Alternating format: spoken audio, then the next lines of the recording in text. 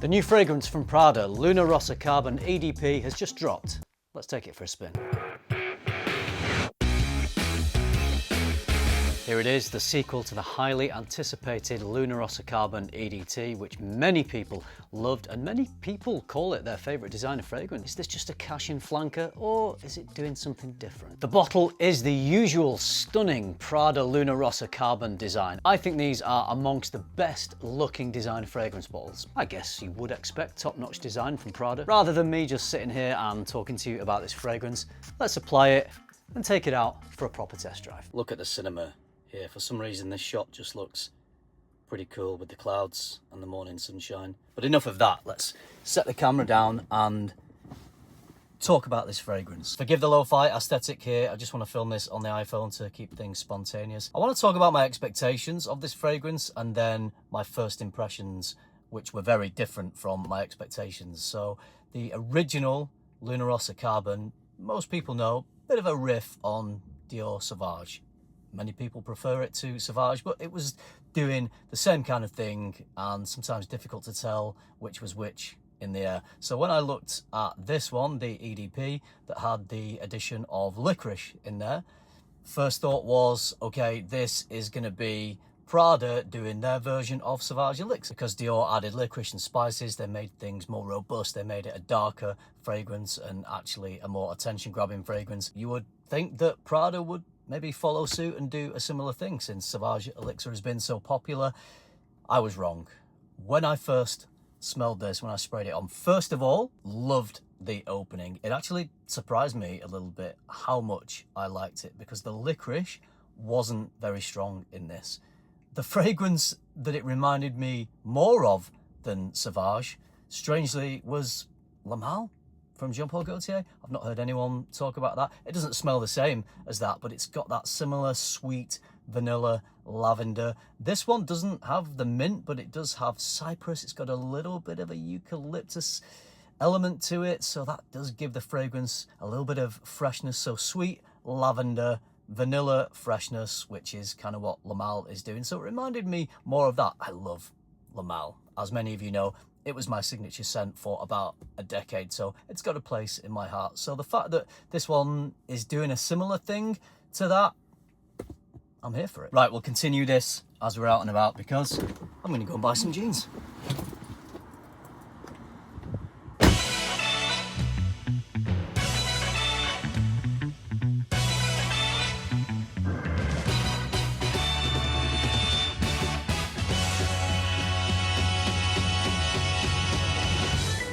Let's talk about the licorice. I know it's a deal breaker for some people. It can be a very strong note, too intense, too dark. It's not like that in this fragrance. The licorice is there, but it's kind of like a sweet, smooth, fruity sort of licorice, if you know what I mean. I'll tell you what, if you ever, here in the UK, had the candy, the sweets called blackjack, the little chews, you know, the ones that made your tongue and your teeth all black when you ate them, it's kind of that sort of licoricey smell. And I like it. And I think if you're put off by licorice in fragrances, don't be put off by trying this fragrance because I think it won't be a deal breaker for you. Performance update. I sprayed it about an hour and a half ago and it's still smelling pretty strong on me. I think it's got that sort of DNA that projects and lasts pretty well. That sweet vanilla lavender. So yeah, hour and a half in, it's still going strong and it's not showing any signs of fading away just yet.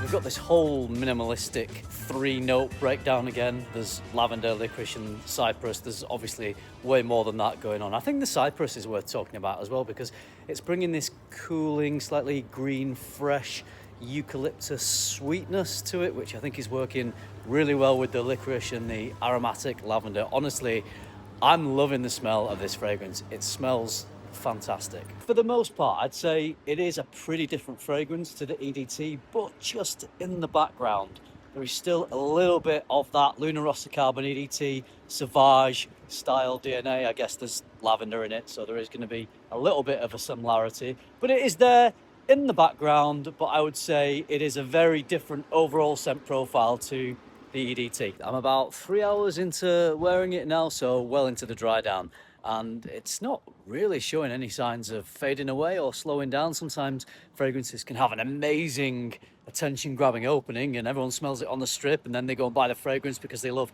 how it smells, and then half an hour later it's faded away. I've experienced that a few times, but this one, into the dry down, is keeping its character. It's keeping everything that I enjoyed about the opening. It's not quite as punchy, maybe with the licorice and the cypress as it was in the opening, but it still has the character of the fragrance. It's still maintaining that into the dry down. It's not just fading away into this generic vanilla fragrance. So thumbs up. Occasions for this fragrance. It's one of those, it's so versatile. Literally, you just can't put an occasion on it. You can wear it any time of year. You can wear it for any occasion. It's one of those fragrances that could easily become someone's signature scent. Let's just wait for the wind. Think of fragrances like Le Male, like Sauvage. You would wear this in those same situations anytime. The original Luna Rossa Carbon was obviously a very popular fragrance. It did have that Sauvage vibe to it. Is this one going to be as popular? Are people going to like this one as much?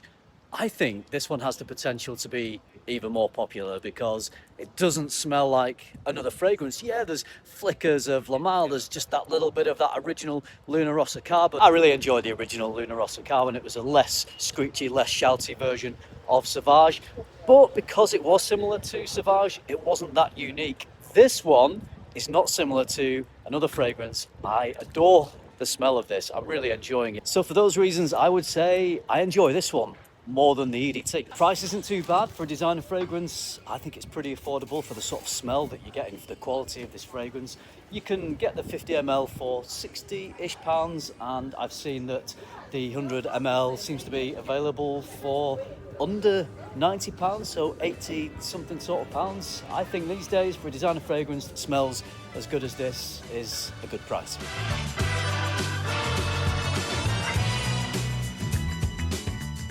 So I'm just trying these slimmer jeans on. I did buy some wider leg, looser fit jeans, and I just wasn't feeling comfortable in them. I definitely feel way more comfortable in these. And also, I gotta say, these jeans with the leather jacket and the trainers, a great pairing for this fragrance. Mission success. Got the jeans. Let's just finish off talking about this fragrance. Whenever I smell a new designer fragrance, I'm ready to be underwhelmed, especially if it's a flanker. But with this one, I am definitely not underwhelmed. I wouldn't say I was overwhelmed, that wouldn't be the right thing to say. I guess I was whelmed, but pleasantly whelmed. For my taste, this is doing all the right things, and I think it will be for a lot of you out there as well. It's not often that a sequel betters the original, but with this one, I think Prada have done it. If you like this video, give it a like, subscribe if you haven't already, and if you do all that, I'll see you in the next one. Thanks for watching. Bye.